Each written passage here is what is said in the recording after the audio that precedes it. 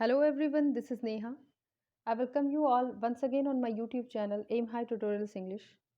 Friends, today I am going to discuss the sixth chapter from English NCERT Standard 10th book, The First Flight. The name of the chapter is The 100 Dresses 2. In the previous session, we discussed the first part of this story, and in this session, we are going to discuss the second part of this story. The name of the author is Eleanor Eustis. While the class was circling the room, the monitor from the principal's office brought Miss Mason a note. हमने previous session में ये देखा था कि कहानी के अंत में सारे बच्चों को जो शिक्षिका होती हैं वो कहती हैं कि सारे बच्चे रूम्स में जाके जो एग्जीबिशन लगा है डिज़ाइंस का ड्राइंग्स का उसे देख सकते हैं। तो उसी दौरान जब सारे बच्चे क्लासरूम में इधर उधर घूम रहे होते हैं तो मॉनिटर प्रिंसिपल ऑफिस से एक पत्र ला करके मिस मैसन को देता है। Miss Mason read it several times and studied it thoughtfully for a while. Miss Mason ने इसे कई बार पढ़ा और इसे ध्यान से पढ़ा, सोच समझ के पढ़ा। Then she clapped her hands. इसके बाद उन्होंने हाथों से तालियां बजाई। Attention class और कहा कि सावधान class.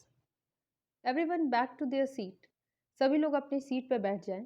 When the shuffling of feet had stopped and the room was still and quiet, Miss Mason said, I have a letter from Vanda's father that I want to read to you.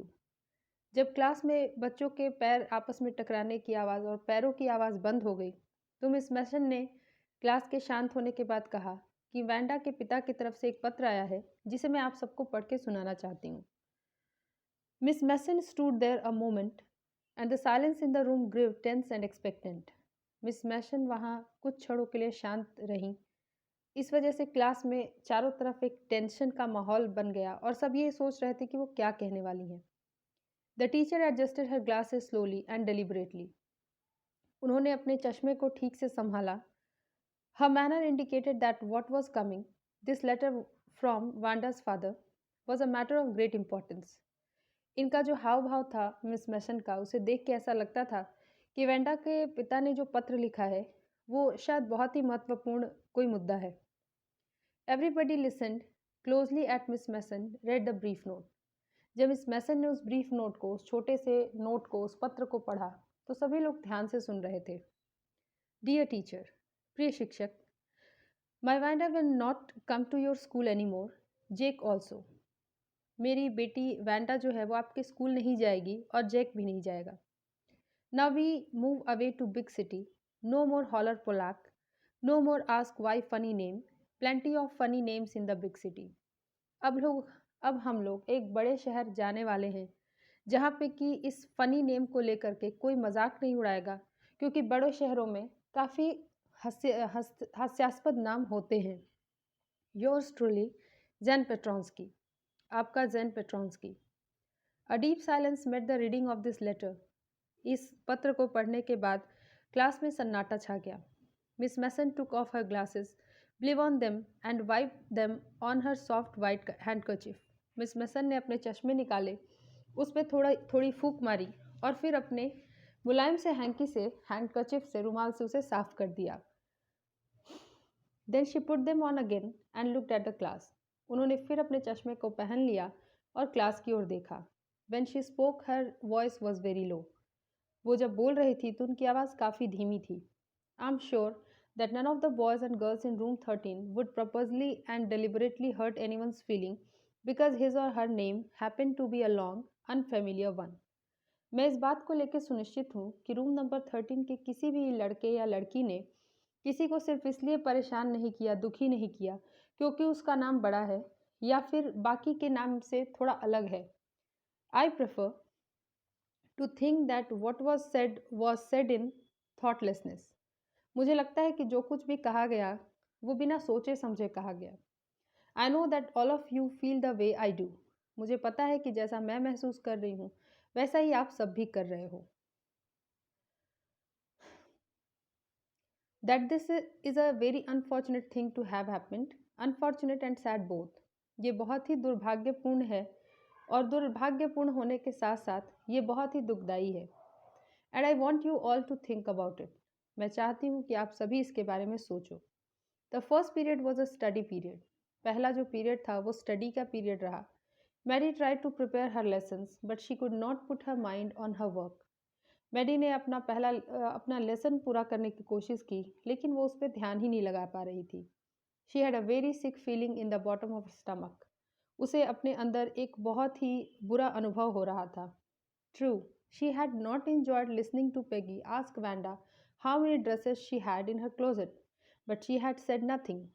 Wanda से जब Peggy बार बार उसके dresses के बारे में पूछती थी, तो वो उससे उसका मजाक तो नहीं उड़ाती थी, ना ही उसे अच्छा लगता था. लेकिन फिर भी उसने कभी भी वैंडा को ऐसा करने से रोका नहीं, कभी उसके बारे में कुछ कहा नहीं.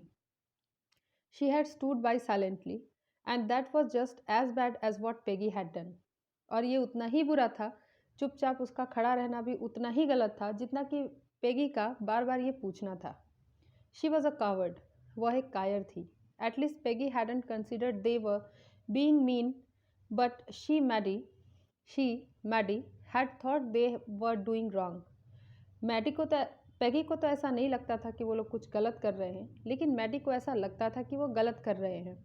She could put herself in Wanda's shoes. वो अगर वांडा की जगह पे खुद को रख के देखती, तो उसे ये बात समझ में आती थी. यहाँ put up in someone shoes का मतलब होता है, ये एक प्रोवर्ब है, इसका मतलब होता है कि अपने आप को किसी की जगह पर रख के देखना. Goodness, wasn't there anything she could do. क्या कुछ भी ऐसा नहीं था जो मैडी कर सकती थी. If only she could tell Wanda she hadn't meant to hurt her feelings. अगर वो वांडा को कहती, इसका ही मतलब नहीं है कि वो उसकी फीलिंग्स को चोट पहुंचा रही है. She turn around and stole a glance at Peggy, but Peggy did not look up. वो पीछे मुड़ी और उसने पेगी पे एक उड़ती हुई निगाह डाली, लेकिन पेगी ने उसकी ओर देखा भी नहीं. She seem to be studying hard. ऐसा लग रहा था कि वो बहुत ध्यान से पढ़ाई कर रही है. Well, whether Peggy felt badly or not, she Maddie had to do something. भले ही पेगी को बुरा लगा हो या नहीं, लेकिन मैडी को कुछ करना था. She had to find Wanda Petronski. उसे वैंडा पेट्रॉन्स्की को ढूंढना था. Maybe she had not yet moved away. ये हो सकता है कि शायद वो अभी इस शहर को छोड़ के कहीं और ना गए हों. Maybe Peggy would climb the heights with her and they would tell Vanda she had won the contest. शायद पेगी भी उसके साथ आए और वो दोनों साथ में मिलके जाके वैंडा को ये बताएं कि उसने ये कॉन्टेस्ट जीत लिया है. That they thought she was smart and the 100 dresses were beautiful. और वो लोग ये भी बताएंगे कि वैंडा भी स्मार्ट है और उसके बनाए हुए जो 100 ड्रेसेस हैं, उसके जो 100 ड्रेसेस हैं, वो सब के सब बेहद खूबसूरत है.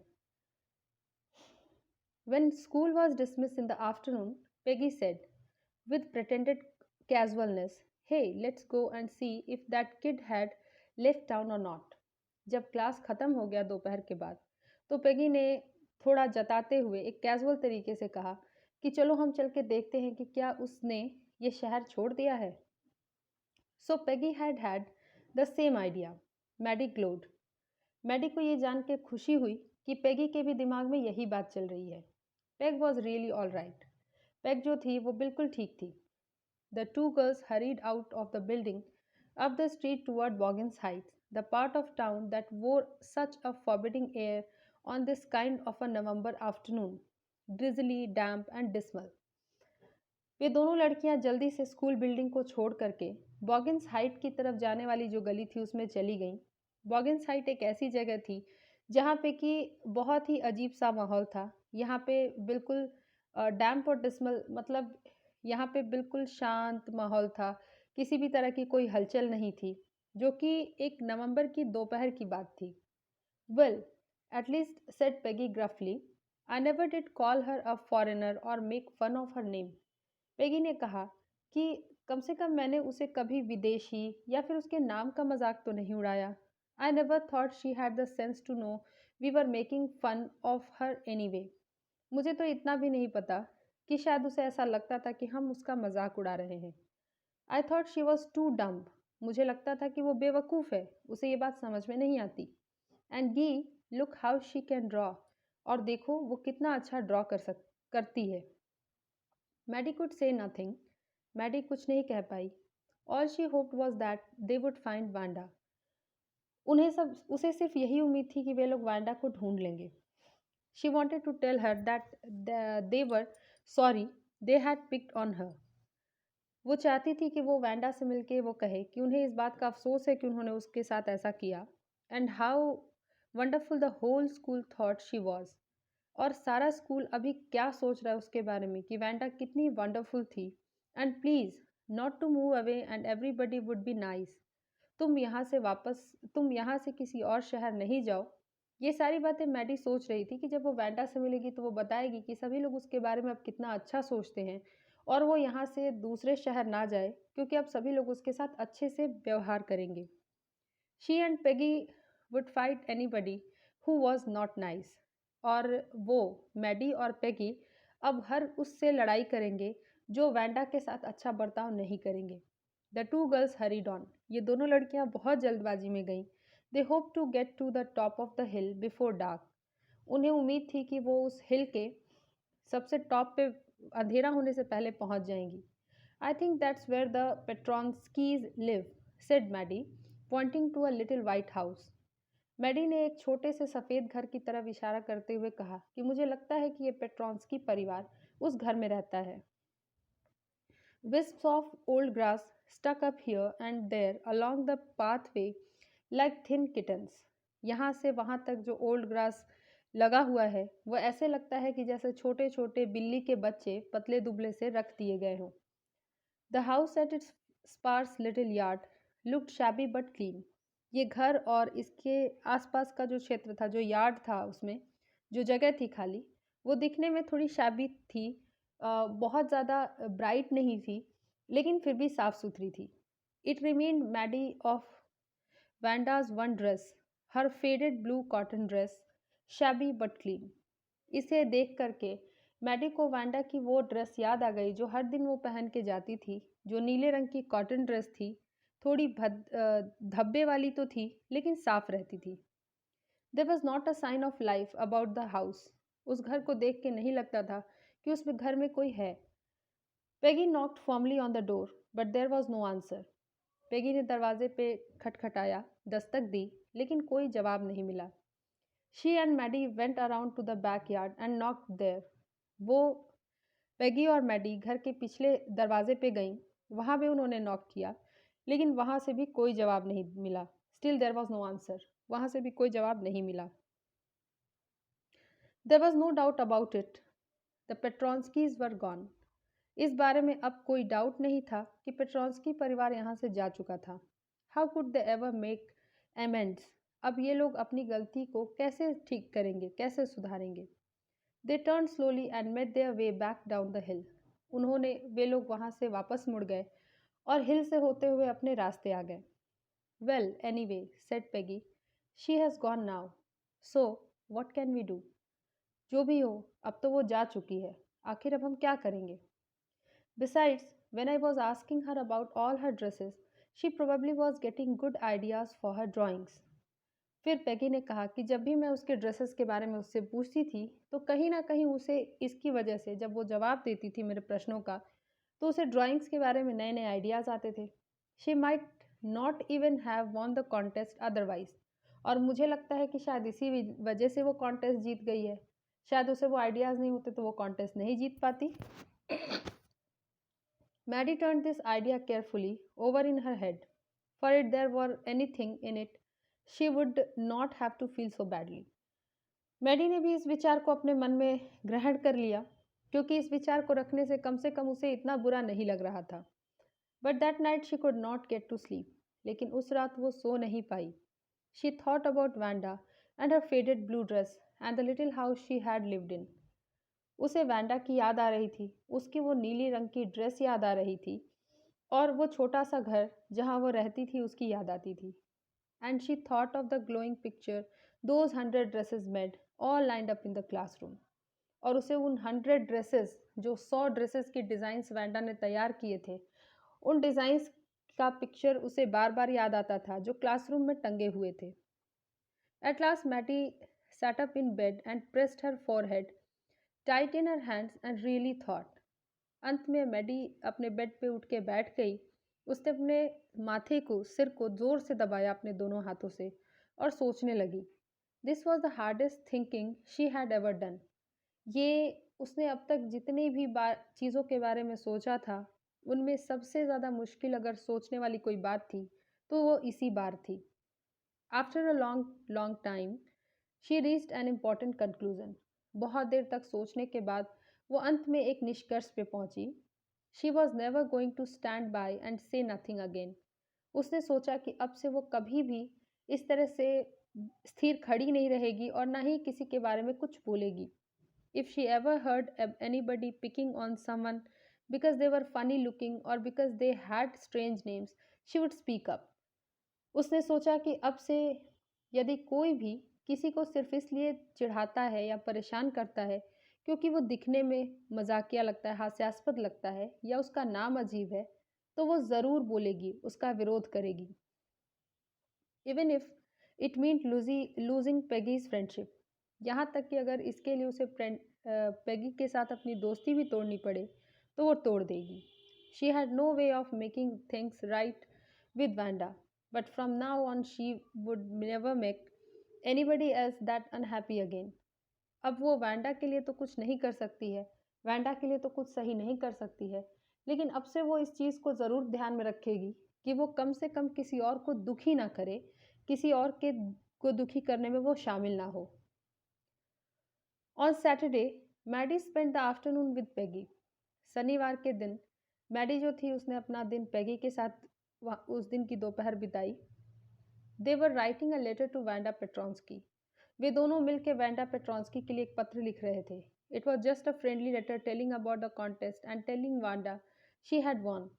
ये पत्र सिर्फ इस बारे में था कि वैंडा ने यह कॉन्टेस्ट जीत लिया है।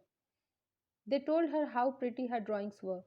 उन्होंने उस पत्र में ये भी लिखा कि उसके ड्राइंग्स कितने खूबसूरत थे। And they asked her if she liked where she was living and if she liked her new teacher. और उन्होंने उस पत्र में ये भी पूछा कि क्या वो जिस नई जगह पे रहने के लिए गई है उस जगह को वो पसंद करती है, क्या वहाँ के नए शिक्षकों को पसंद करती है। They had mean to say they were sorry, but it ended up with their just writing a friendly letter. वे लोग उस पत्र में उसे माफ़ी मांगना चाहते थे, लेकिन उन्होंने सिर्फ दोस्ती वाली बातें करके इस पत्र को ख़त्म कर दिया। The kind they would have written to any good friend and they signed it with lots of X's for love. उन्होंने जिस तरह से किसी एक मित्र को पत्र लिखते हैं उसी तरह से उन्होंने एक पत्र लिखा और लॉट्स ऑफ लव लिखते हुए उस पत्र को एक्स लिख के साइन कर दिया। They mailed the letter to Boggins Heights writing please forward on the envelope. उन्होंने उस पत्र को बॉगन्स हाइट के पास बॉगन्स हाइट्स में मेल कर दिया और इसके बाद उसके ऊपर लिख दिया कि इसे एनवेलप में फॉरवर्ड कर दिया जाए। Days passed and there was no answer, but the letter did not come back. कई दिन बीत गए लेकिन उस पत्र का कोई जवाब नहीं मिला और ना ही वह पत्र वापस लौट के आया। So maybe Wanda had received it. शायद वैंडा को यह पत्र मिल गया था। Perhaps she was so hurt and angry she was not going to answer. शायद वो इतनी गुस्से में थी और उसे इतनी तकलीफ हुई थी कि उसने इस पत्र का जवाब ही नहीं दिया। यू कुड नॉट ब्लेम हर। तुम उसे ब्लेम नहीं कर सकते हो, उसके ऊपर दोष नहीं लगा सकते। Weeks went by and still Wanda did not answer. कई हफ्ते बीत गए और वैंडा ने अभी भी जवाब नहीं दिया था। Peggy had began to forget the whole business, and Maddie put herself to sleep at night making speeches about Wanda, defending her from great crowds of girls who were trying to tease her with. इसके बाद पैगी जो थी वो ये सारी चीज़ों को धीरे धीरे भूल जाना चाहती थी और मैडी जो थी वो हर रात में जब सोती थी तो वो सोने की कोशिश करती थी और साथ ही साथ वो वैंडा की तरफ से उन सभी लोगों को जवाब दिया करती थी जो लोग भी उसे चिढ़ा रहे होते थे। How many dresses have you got? तुम्हारे पास कितने ड्रेसेस हैं? And before Wanda could press her lips together in a tight line the way she did before answering, Maddie would cry out stop. वो हमेशा अपनी नींद में ये सपने देखती कि वैंडा से ये पूछा जा रहा है कि तुम्हारे पास कितने ड्रेसेस हैं, और इससे पहले कि वैंडा अपने दोनों होठों को बंद कर लेती जवाब देने के पहले, मैडी खुद ही बोल पड़ती, चुप रहो, बंद करो। Then everybody would feel ashamed the way she used to feel. और इसके बाद सभी को अपने आप पे शर्मिंदगी महसूस होती जैसा कि वे लोग वैंडा के साथ कर रहे होते थे। Now it was Christmas time and there was snow on the ground. अब क्रिसमस का समय आ चुका था और ज़मीन पे चारों तरफ बर्फ ही बर्फ थी। Christmas bells and a small tree decorated the classroom. Classroom में एक क्रिसमस ट्री को क्रिसमस बेल के साथ सजाया गया। On the last day of school before the holidays, the teacher showed the class a letter she had received that morning. वो दिन school का आखिरी दिन था। छुट्टियां होने वाली थी और छुट्टियां होने के पहले का आखिरी दिन था। तो टीचर ने क्लास को एक लेटर दिखाया जो उन्होंने उसी सुबह में प्राप्त किया था। You remember Wanda Petronski, the gifted little artist who won the drawing contest? तुम्हें याद है वांडा पेट्रॉन्स्की, वो छोटी कलाकार जिसे इस ड्राइंग कॉन्टेस्ट का विनर बनाया गया था? Well, she has written me, उसने मुझे एक पत्र लिखा है। And I am glad to know where she lives, और मैं ये बात जान के खुश हूँ कि वो कहाँ रहती है। Because now I can send her medal, क्यों मैं इसलिए खुश हूँ कि मैं उसका जो मेडल उसने जीता था इस कॉन्टेस्ट में, उसे मैं उसके पास भेज सकती हूँ। I want to read her letter to you.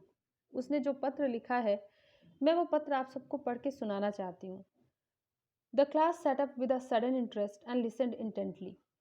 पूरा क्लास जो था वो अचानक से इंटरेस्ट लेते हुए शांत हो गया। सब सुनना चाहते थे। डियर मिस मेसन, प्यारी Miss Mason, how are you and room 13? आप कैसी हो? रूम नंबर 13 कैसा है? Please tell the girls they can keep those 100 dresses because in my new house I have 100 new ones all lined up in my closet. उस class में जितनी भी लड़कियां हैं, आप उन्हें उन 100 ड्रेसेस जो मैंने बनाई हैं, वो उन्हें आप दे सकती हो कि वो रख लें, क्योंकि मेरे इस नए घर में मेरे पास 100 ड्रेसेस हैं जो कि मेरे क्लोजेट में एक लाइन से लगी हुई हैं। I would like that girl Peggy to have the drawing of the green dress with a red trimming. मैं चाहती हूँ कि पेगी को वो हरे रंग की ड्रेस दे दी जाए जिसमें रेड कलर की ट्रिमिंग लगी हुई है। And her friend Maddie to have the blue one, और उसकी फ्रेंड मैडी को वो ब्लू वाली ड्रेस दे दी जाए। For Christmas I miss that school and my new teacher does not equalize with you. मैं क्रिसमस का जो दिन है, इसलिए मैं आप सबको मिस कर रही हूँ, अपने स्कूल को मिस कर रही हूँ, और मेरे जो नए टीचर हैं वो आपके जैसे नहीं हैं। Merry Christmas to you and everybody. आपको क्रिसमस की बधाइयाँ, और सभी को क्रिसमस की बधाइयाँ। Yours truly Wanda Petronski. आपकी Wanda Petronski. On the way home from school, Maddie and Peggy held their drawings very carefully. School से घर जाते समय मैडी और पेगी ने अपने ड्राइंग्स को बहुत ही संभाल के हाथ में रखा हुआ था। All the houses had wreaths and holly in the windows. Outside the grocery store, hundreds of Christmas trees were stacked, and in the window, candy peppermint sticks and cornucopias of shiny transparent paper were strung. जितने भी घर उन्होंने देखे, जितने भी grocery stores देखे, वहाँ सभी जगह क्रिसमस ट्रीज सजाए हुए थे। सभी विंडोज़ पे भी सजावट देखी जा सकती थी। इसके अलावा बहुत सारे ऐसे कंटेनर्स, बहुत सारे ऐसे फ्लावर वास लगे थे जिसमें रंग बिरंगे फूल सजाए गए थे। The air smelled like Christmas and light shining everywhere reflected different colour on the snow.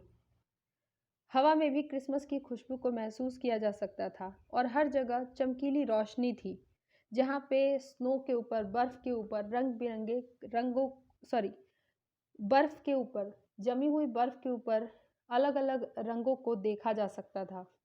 Boy, said Peggy, this shows the really likes us, she really likes us. Peggy ने कहा कि बॉय, इससे ये पता चलता है कि वो सच में हमें पसंद करती है।